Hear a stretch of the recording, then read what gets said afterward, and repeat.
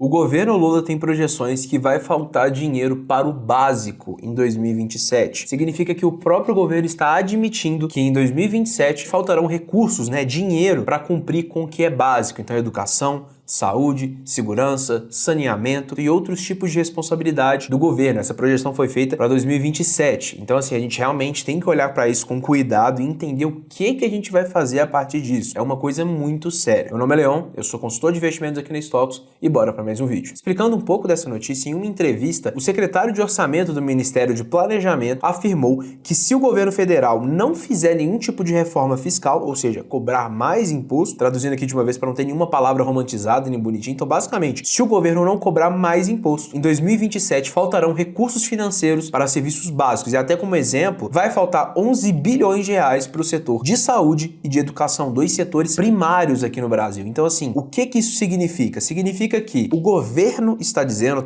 não é o mercado financeiro lá na Faria Lima fazendo uma projeção enviesada, não é uma projeção pessimista, é o próprio governo admitindo a ineficiência deles, falando que se a gente não colocar mais imposto para o cidadão, se a gente não colocar mais imposto para os empresários, em 2027 a gente não vai ter o básico. Então assim, a gente tem que avaliar o que a gente tem que fazer no momento desses, Mas antes vamos entender um pouco mais a fundo o que está acontecendo. Para quem não sabe, essa questão de fiscal, esse tipo de palavra que pode parecer um pouco mais difícil, mas quando a gente fala de reforma fiscal, é basicamente encontrar um novo jeito de cobrar mais impostos das pessoas. E aí eles têm que fazer um estudo para eles verem para onde essa balança está balançando, aonde eles podem tirar mais um pouco. Porque assim, no Brasil a gente já paga pouco imposto, A gente tem que realmente tomar muito cuidado com isso. E o que muitas pessoas acham, falar assim, não, vamos taxar os empresários, então taxar as empresas. As pessoas não conseguem entender, às vezes, que isso tem uma relação direta com o quanto uma pessoa ganha, o desemprego. Então, por exemplo, se você taxar muito uma empresa, onde as pessoas acham que é um lugar que a gente pode tirar mais, as pessoas acham que vai resolver, mas na verdade o que acontece na prática é que essa empresa demite em massa, essa empresa eventualmente fecha, e muito disso é mostrado na curva de Laffer. Eu tô colocando na tela para vocês entenderem, e basicamente essa curva mostra pra gente que o total arrecadado pelo governo vai crescendo proporcionalmente de acordo com a taxa de imposto. Só que chega em um momento que tá cobrando tanto imposto que o tanto que o governo consegue arrecadar começa a ser inversamente proporcional à taxa de imposto. E por que isso, Leo? Se eu tô cobrando mais imposto, naturalmente eu vou arrecadar mais. Você vai arrecadar mais se as pessoas e empresas que pagam esse imposto conseguirem pagar. Mas a realidade é que se você aumenta muito a carga tributária, as empresas quebram, as pessoas começam a falir, não ter dinheiro para pagar os impostos, as pessoas começam a sonegar mais, as pessoas começam a tentar dar um avoid ali nos impostos. E o que acontece é que as pessoas param de pagar impostos. Então, resumindo aqui, não adianta a gente sair taxando todo mundo. Vai chegar um momento que a gente vai conseguir observar que as pessoas não estão tendo dinheiro para pagar os impostos, até mesmo nas coisas básicas. Para quem não sabe, a gente paga imposto em tudo. A gente tem imposto retido no salário, a gente tem imposto no imposto de renda do ano, a gente paga imposto sobre produto, a gente paga imposto sobre tudo. E a real é que a gente não tem um retorno sobre isso. Então, assim, pelo menos a minha percepção e a percepção de praticamente todo mundo que está dentro do mercado é que o governo cobra imposto para manter essa máquina robusta deles sendo alimentada, E basicamente eles ficarem ali mamando na teta do governo e a gente tendo que pagar tudo isso para eles. É verdade que a gente que trabalha, a gente que realmente sustenta o país, não consegue nem usufruir. Então tem muitos dilemas. Eu, por exemplo, quebrei a suspensão do meu carro ultimamente andando numa rua de um bairro relativamente bom, Então eu pago o imposto, eu pago o IPVA para ter a rua ali toda bonitinha, toda certinha para mim. E eu vou lá e quebrei minha suspensão passando num buraco que tá naquele bairro há muito tempo, pelo que eu conversei com o mecânico no dia. E aí o governo vai me ajudar a pagar a suspensão do meu carro?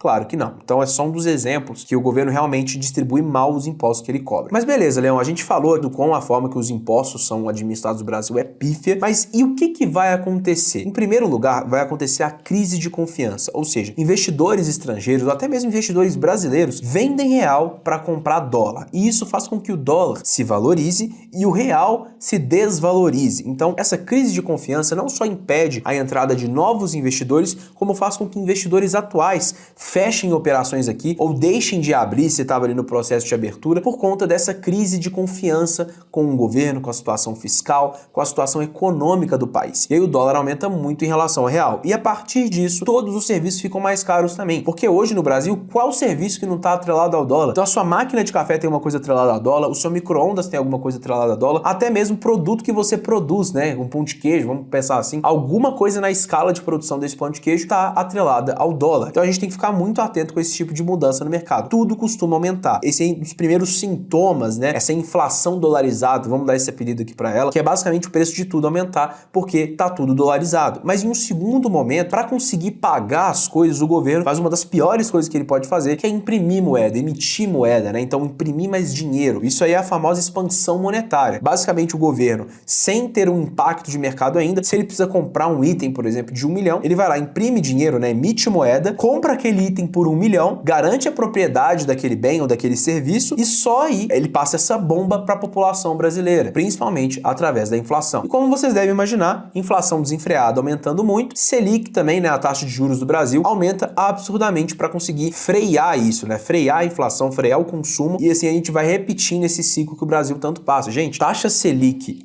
mais de 12% é uma anomalia, né? 13%, 14%, 15% a gente deve bater esse ano ainda. Isso não é normal em nenhum país, até mesmo países que têm uma situação econômica eventualmente pior que o Brasil, isso não é comum. Então, assim, a gente realmente está passando por um momento muito delicado e a gente tem que ter muito cuidado em como a gente vai investir, como a gente vai tomar nossas decisões em relação ao nosso dinheiro. Leão, mas como a gente vai fazer então para investir o nosso dinheiro diante de uma situação dessa que está por vir? Bom, eu separei aqui por 3 tópicos que eu acho muito interessantes, que a gente pode blindar o nosso patrimônio. O primeiro ponto é dolarizando a sua carteira. Então compre ativos que estão expostos cambialmente ao dólar, porque assim, com o dólar aumentando, você ganha também, o seu dinheiro está dolarizado, você ganha também essa diferença e consegue proteger muito do seu patrimônio. Não há quem diga que tem que dolarizar quase tudo hoje em dia, né? Então assim, a real é que a gente realmente tem que fazer esse movimento, não dá para ficar acreditando no real. Eu, pelo menos, perdi boa parte das minhas esperanças. Hoje minha carteira pessoal é composta por muito dólar, inclusive as carteiras dos nossos clientes também é muito bem dolarizada, porque eles entendem, eles vêm com essa demanda, né? Eu quero dolarizar uma parte do meu dinheiro, até porque é uma coisa que é muito falada ultimamente e realmente faz muito sentido dolarizar. E segundo lugar é comprar ativos atrelados à inflação. Porque a inflação vai chegar, vai aumentar e vai continuar aumentando. Então assim, quanto mais a gente tiver IPCA dentro da carteira, melhor. Então a gente comprar títulos de IPCA ou eventualmente comprar ETFs que comprem ativos atrelados à inflação também é sempre vantajoso, já que a inflação vai subir, a gente pode ganhar dinheiro nesse momento também, né? Dá para não só se proteger, como fazer muito dinheiro em momento de crise. O terceiro pilar é a diversificação. Então se você compra ativos de um setor exclusivo, é muito interessante que você diversifique esse risco, porque muitas vezes esse tipo de movimento no mercado vai afetar um setor em específico que você investe. Então é interessante que você esteja coberto desse risco, diversificando os setores da economia que você investe. Então não investir só em um setor, por exemplo, sei lá, invisto só em energia. Então é muito interessante você investir em outros setores também para mitigar esse risco e fazer com que, ainda que tenha um setor na sua carteira caindo, outros setores estejam compensando também. E se você quer ter uma carteira personalizada, onde essa carteira consiga performar bem ainda em momentos de crise extrema, é só clicar aqui no link da descrição para a gente marcar uma reunião para realmente entender qual que é a sua situação atual, qual que é a sua relação com os investimentos, uma reunião sem compromisso só para a gente realmente se conhecer e a partir disso a gente pode avançar numa parceria com os seus investimentos e fazer com que a sua carteira esteja sempre protegida e performando bem e sempre acima da média. Muito obrigado por assistirem até aqui, não esquece de deixar o like, um abraço.